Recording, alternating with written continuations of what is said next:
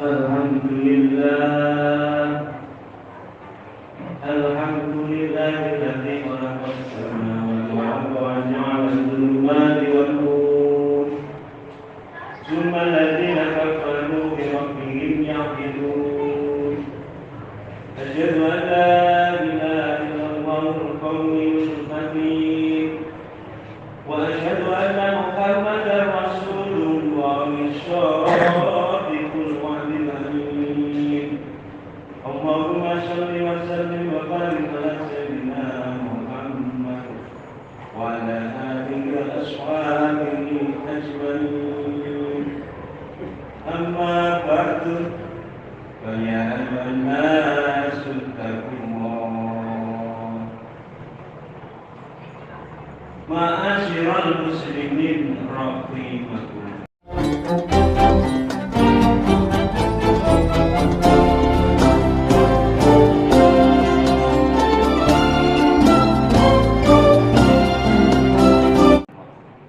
Marilah kita bertakwa kepada Allah menurut kemampuan kita masing-masing. Sebagaimana Allah berfirman dalam Al-Quran, fattaqullaha mastata'tum, yang artinya marilah kita bertakwa kepada Allah menurut kemampuan kita masing-masing. Ma'asyiral muslimin rahimakumullah. Perlulah kita ketahui bersama bahwasanya seluruh manusia yang ada di dunia ini diciptakan oleh Allah Subhanahu wa taala sebagai makhluk yang paling mulia di dunia, paling tinggi derajatnya, paling agung dibandingkan makhluk-makhluk yang lainnya di dunia ini. Sebagaimana tersebut dalam Al-Quran surat Al-Isra surat ke-17 ayat 7. Wa faddalnahum 'ala katsirin mimman khalaqna tafdila, yang artinya dan kami muliakan, kami lebihkan mereka manusia dari makhluk-makhluk yang telah kami ciptakan dengan sungguh-sungguh kelebihan.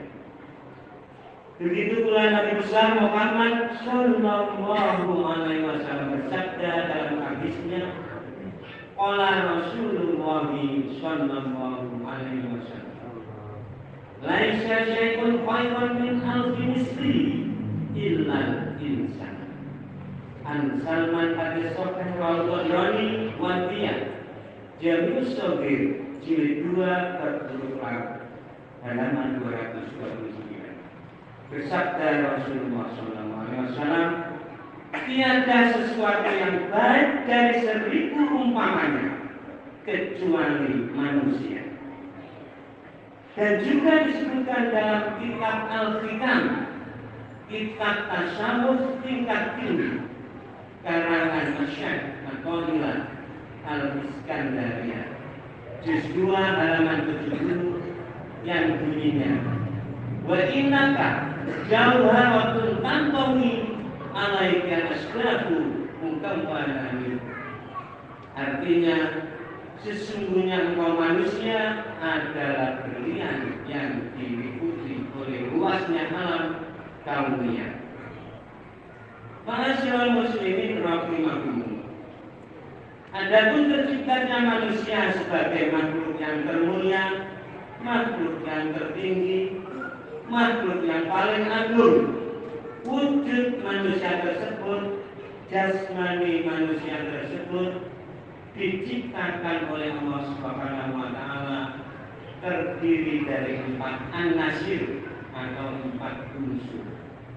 Sebagaimana tersebut dalam hadis, qala Rasulullah sallallahu alaihi wasallam, khalaqal insana min arba'ati asya'a minal ma'i wat-tini wan-nari war-rihi, rawahu Ibnu Asakir. Bersabda Rasulullah SAW, diciptakan manusia dengan 4 unsur, dari air dan dari tanah dan dari api dan dari api.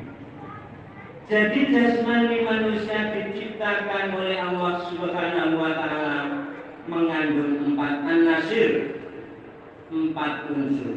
1 mengandung unsur air, 2 mengandung unsur tanah, 3 mengandung unsur api, 4 mengandung unsur angin.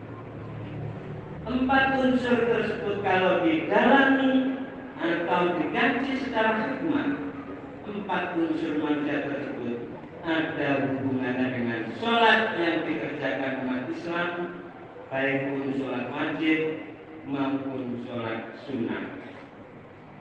Nomor 1,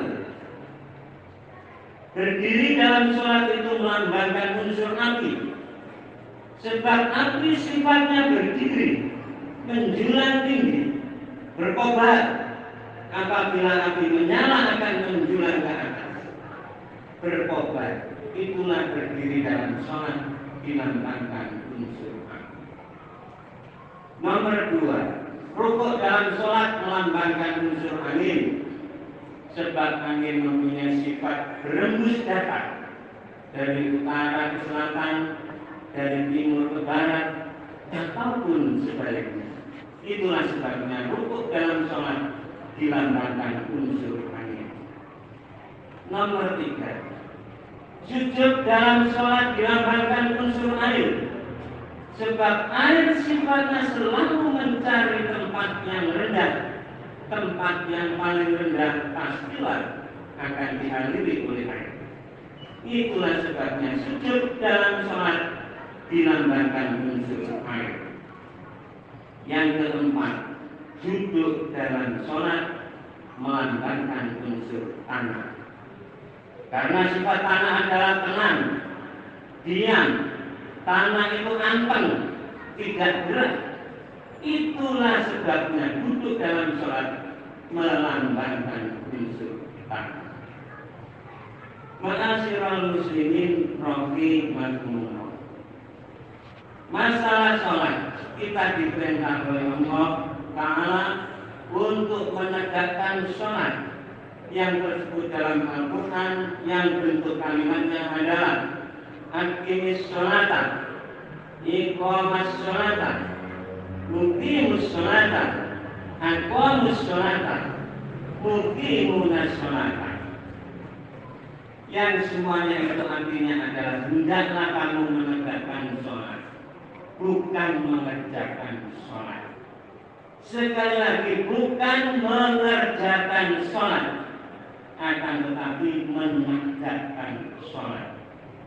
Di dalam Al-Quran tidak ada ayat yang bunyinya wafiqlus sholat, wafiqlus sholat, tidak ada, supaya kamu mengerjakan sholat. Tapi yang ada supaya kamu menegakkan sholat. Apakah perbedaannya antara menegakkan sholat dan mengerjakan sholat? Kalau menegakkan sholat pastilah mengerjakan sholat. Akan tetapi kalau mengerjakan sholat tidak pasti menegakkan sholat. Dan yang ada perintah dalam Al-Quran adalah aqamus sholat, aqimis sholat, al-dzikri, muqimus sholat. Hendaklah kamu menegakkan sholat, bukan mengerjakan sholat. Jadi artinya sholat isya 4 rakaat tegak sholatnya, sholat subuh 2 rakaat tegak sholatnya, sholat zuhur 4 rakaat tegak sholatnya, sholat asar 4 rakaat tegak sholatnya, sholat maghrib 3 rakaat tegak sholatnya, dan juga sholat-sholat sunnah, umpamanya sholat tahajud, sholat duha, sholat fajar, sholat birrul walidain, sholat hajat, sholat qabliyah, sholat ba'diyah, dan lain-lain sebagainya. Semuanya sholat-sholat tersebut adalah tegak sholatnya. Itulah yang sesuai dengan perintah Allah dalam Al-Quran. Ma'asyiral muslimin rahimakumullah. Apa tanda-tandanya orang itu menegakkan sholat? Dan apa tanda-tandanya orang itu hanya mengerjakan sholat. Tanda-tandanya secara garis besar dalam Al-Quran ada dan hadis ada dua tanda. Tanda yang pertama, jika orang menegakkan sholat, tanda-tandanya, ucapannya dan tindakannya, aqwalun wa af'alun, setiap hari pastilah terbimbing, terjaga, tercegah dari perbuatan faksa. Tanda yang kedua, ucapannya, tindakannya tercegah dari perbuatan munkar. Dua tanda-tanda itulah yang menandai bahwa orang tersebut menegakkan sholat. Aqamus sholat. Dua tanda-tanda itulah yang disebut dalam Al-Quran dan hadis Nabi. Wa aqimis sholata inna sholata tanha anil fahsya'i wal munkar. Al-Ankabut ayat 45. Dan tegakkanlah sholat, sesungguhnya sholat itu tanda mencegah dari perbuatan faksa dan perbuatan munkar. Rasulullah SAW bersabda, qala Rasulullah SAW, man lam tantaha sholatuhu anil fahsya'i wal munkar lam yazdad minallahi illa munkar. Ibnu Abbas. Bersabda Rasulullah SAW, barang siapa yang sholatnya tidak dapat mencegah dari perbuatan faksa dan munkar, tidak akan tambahnya kecuali tambah jauh dari Allah Subhanahu wa ta'ala. Dalam Al-Quran surat Al-A'raf ayat 38, inna Allaha la ya'muru bil fahsya, sesungguhnya memberikan perintah pada manusia supaya berbuat faksa. Dalam ayat lain disebutkan, inna Allaha ya'muru bil adli wal ihsan wa ita'i dzil qurba wa yanha 'anil fahsya'i wal munkar. Surat An-Nahl ayat 90. Sesungguhnya Allah itu menyuruh orang itu berbuat adil dan ihsan, dan menyuruh supaya memberikan sesuatu kepada kerabat, dan Allah itu perintah mencegah dari perbuatan faksa dan munkar. Begitu pula dalam surat An-Nur ayat 21.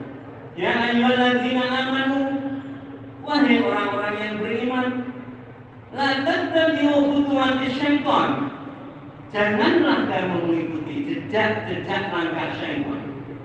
Wa may yattabi' khutuwati syaitan wa innahu ya'muru bil fahsya'i wal munkar. Barang siapa yang mengikuti jejaknya syaitan, maka sesungguhnya syaitan itu menyuruh kamu supaya kamu berbuat faksa dan berbuat munkar.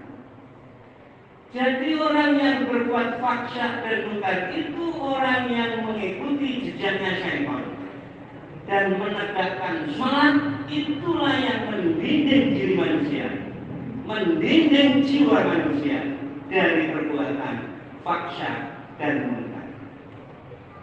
Ma'asyiral muslimin rahimakumullah. Apakah faksa itu? Faksa adalah bahasa Arab, artinya ma'adoma qabruhu minal aqwali wal aqwal. Faksa adalah ucapan, perbuatan yang amat besar kejinya. Segala perbuatan, segala ucapan yang keji, yang kotor, itulah adalah faksa. Kemudian apakah munkar itu? Wal munkaru kullu fi'lun tahkumul kullu sayhatu qabiru. Segala perbuatan yang oleh akal sehat dihukumi oleh akal sehat, perbuatan itu keji dan kotor, itulah munkar. Ma'asyiral muslimin rahimakumullah. Oleh sebab itu kita mengetahui, sama-sama mengetahui, mengapa sebagian, tidak semuanya, sebagian orang telah melakukan sholat 5 waktu, sholat zuhur, sholat asar, maghrib, isya, sholat subuh, sholat Jumat, dan sholat lainnya. Mengapa ucapan perbuatannya masih kotor, keji, menfitnah, hasud, kibir, rilim, ada yang mencuri, ada yang merampok, ada yang menindas, ada yang menginjak-injak, iya, ada yang tidak percaya, ada yang tidak punya adab, tidak punya tata krama, tidak punya sopan santun, dan lain-lain sebagainya. Mengapa demikian? Padahal sudah mengerjakan sholat 5 waktu, mengapa masih mengerjakan faksa dan mungkar? Sedangkan Allah Ta'ala melarangnya. Apa sebabnya? Bertahun-tahun melaksanakan wudhu. Di dalam wudhu itu membersihkan wajah, mata, dan lain sebagainya. Tapi matanya tetap khianat. Di dalam wudhu membersihkan mulut, tapi ucapannya setiap hari masih ucapan kotor, dusta, memfitnah, menghujat, merasa dirinya suci, sumuci. Di dalam wudhu kita diperintah mengusap sirah atau kepala, tetapi pikirannya di dalam sirah itu masih merencanakan yang tidak, masih berbuat paksa dan mungkar. Di dalam wudhu kita diperintah membasuh tangan, tetapi si tangan itu masih berbuat kotor. Jika menimbang masih mengurangi timbangan, mengukur masih mengurangi ukuran, masih digunakan untuk menulis yang tidak baik, memalsukan tanda tangan, mencuri, memukul orang yang tidak bersalah, dan sebagainya. Di dalam sholat kita melaksanakan rukuk, tetapi mengapa tidak menghormati Allah? Mengapa tidak menghormati sesama manusia? Di dalam sholat kita melaksanakan sujud, tetapi mengapa kita tidak taat kepada Allah, tidak sujud kepada undang-undang Allah? Apa semuanya sebabnya? Tidak lain dan tidak bukan. Sebabnya orang-orang tersebut hanya mengerjakan sholat, tetapi tidak menegakkan sholat. Oleh sebab itu orang-orang yang sholatnya tidak tegak, yang tidak menegakkan sholat itu pasti hidupnya kropos, hidupnya tidak akan tegak, hidupnya kropos, dikeroposi oleh perbuatan-perbuatan faksa dan mungkar. Akhirnya menjadi hidup yang rapuh, yang mudah dirokokkan oleh hal-hal yang negatif. Ma'asyiral muslimin rahimahullah, mudah-mudahan kita ini menjadi umat Islam yang betul-betul menegakkan sholat. Amin. Bukan mengerjakan sholat. Amin ya rabbal alamin. Jalanallahu wa iyyakum al amin. Wa adqalana wa iyyakum fi zumratil sholihin. A'udzu billahi minasyaitonir rajim.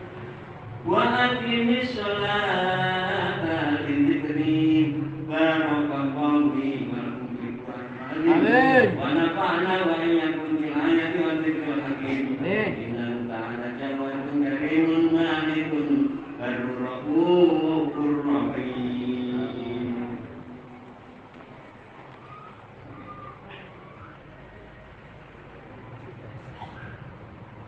Allahumma salli ala sayyidina Muhammad.